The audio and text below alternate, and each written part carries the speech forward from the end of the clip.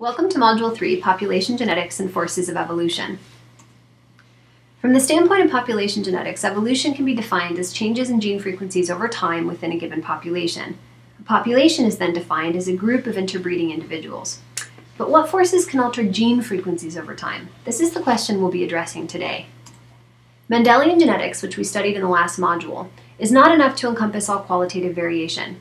Some traits are polygenic, where many genes contribute to a single effect, like height, eye color, and skin color, while other traits are considered to be pleiotropic, where one gene has multiple effects, like the disease phenylketonuria, PKU, which affects multiple systems but is caused by one gene defect. Let's explore PKU a bit further, because it offers an interesting opportunity to explore this link between genotype, phenotype, and the environment.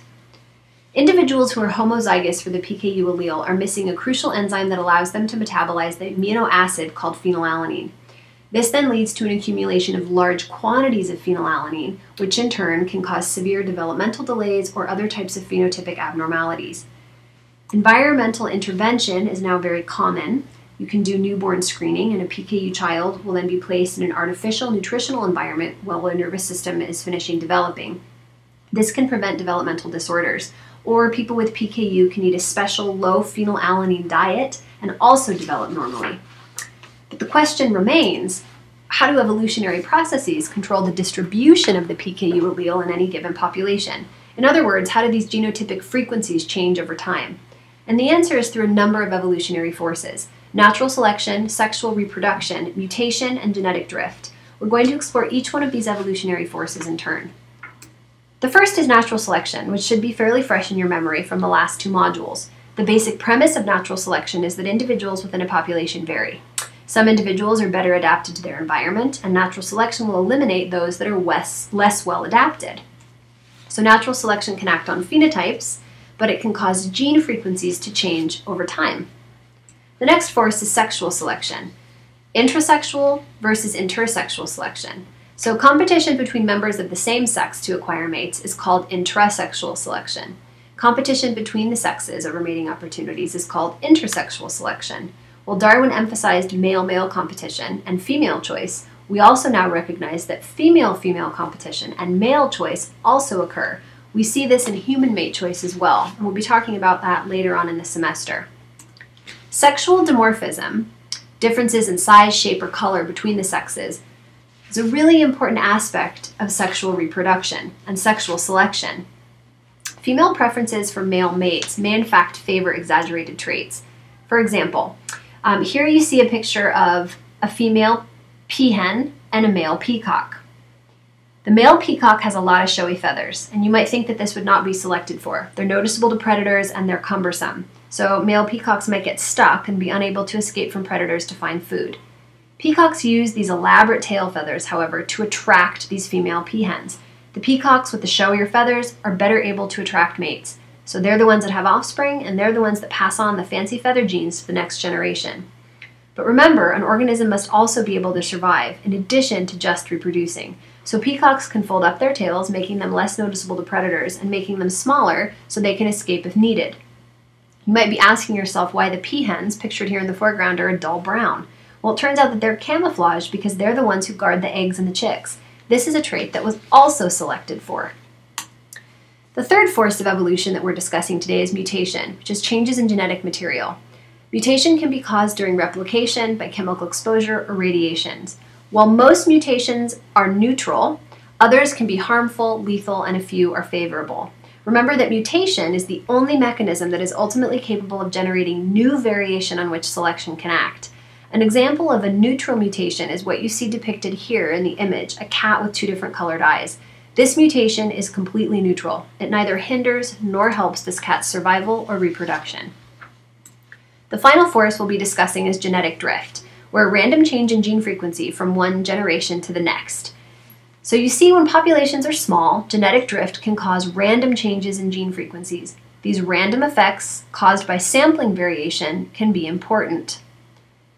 Take the example from your book, the large urn depicted here containing red and black balls. 50% are red and 50% are black. Due to sampling variation, if you take 10 balls at random during 5 different trials, you'll end up with very different color ratios in the smaller urns. Remember that gene flow, or any type of genetic exchange between populations, occurs through either interbreeding or through migration. The founder effect is when a few individuals from a population start a new population with a different allele frequency than the original. So although they might be a non-representative sample of the parent population, these founders are now the new population. This is really common on islands, which are both genetically and geographically isolated.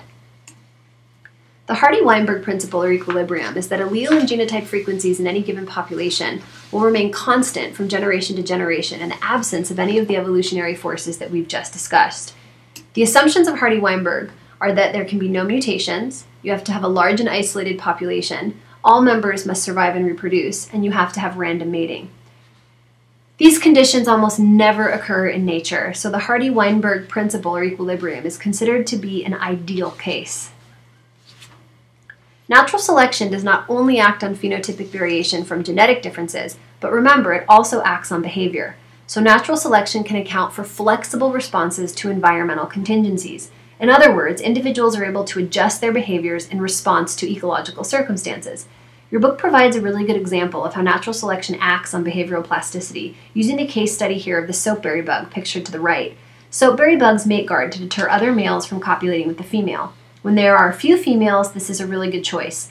But when there are many females, the best choice might be to actually look for additional mates rather than spend your time guarding one. So the question is, how does behavioral flexibility evolve? And the answer is that it evolves like any other adaptation. The character must vary, the variation must affect reproductive success, and this variation must be heritable. When individuals who have particular variants of one character also have variants of another, these characters are considered to be correlated. An example are the medium ground finches on Daphne major in the Galapagos, who we've studied before, who have beaks with depth and width that are correlated. So what this means is that the birds with deep beaks are also likely to have wide beaks, and birds with shallow beaks are also likely to have narrow beaks. If there is selection for deep beaks and beak width has no effect on survival, then the mean value of beak depth will also increase, but the mean value of beak width increases at the same time. So this is called a correlated response to selection. So when two characters are correlated, selection that changes the mean value of one character in the population is also going to change the mean value of the correlated character, even if they have no effect on fitness. But what happens when selection causes characters to change in a less fit or maladaptive way? So if beak width does in fact affect survival during times of drought, and thinner beaks turn out to be more likely to survive, then we would expect selection to act only on beak width, and for beak width to decrease. If selection pressure on depth was stronger than on width, however, mean beak width would increase, even though selection is favoring thinner beaks. So what this means is that only birds in a very small window survive, and everyone else dies. This is an example of selection causing maladaptation. Selection produces optimal adaptations only at an equilibrium. So the question is, how long does it take a population to adapt to environmental change? Well, the answer is it depends on how quickly selection can act. Remember, populations being observed might not have reached their equilibrium, so stabilizing selection might not be maintained.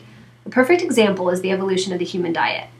While our phenotype and digestive system is similar to that of our Pleistocene ancestors, our diet is a product of the 21st century, looking almost nothing like the Paleolithic diet of our ancestors. We are therefore at a disequilibrium. This example is further explained in your textbook, exemplified here by the picture on the left of a Hadza woman digging for tubers. She is part of the population that I work with, the Hadza foragers of Tanzania, who are a really interesting group of hunter-gatherers because they live in an area that is considered to be the crucible of human evolution. So many of their behaviors we look to answer questions about human evolution. So aspects of the human phenotype have not had time to catch up with recent changes, even changes from 10,000 years ago. And the great example of this is evolution of the human diet. We're going to end today's discussion thinking about disequilibrium, and we'll be moving on to our last section on speciation and phylogeny in the next module.